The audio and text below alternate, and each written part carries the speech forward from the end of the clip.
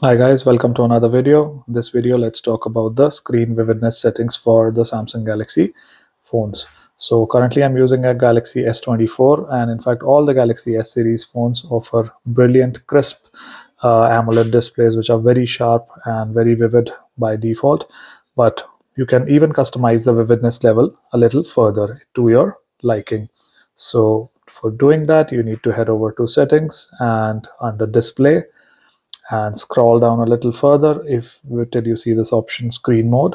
So once you are under screen mode, you have two options. If you want a more natural looking display with natural colors and tones, so you can choose the natural, or if you like the vivid colors and colors that pop out, you can choose the vivid color option here.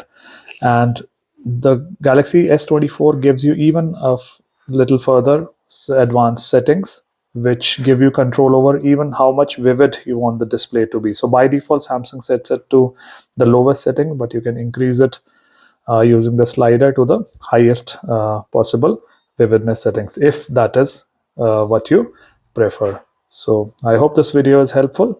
Do let me know down in the comments if you want further information regarding this, and see you in the next one. Thank you.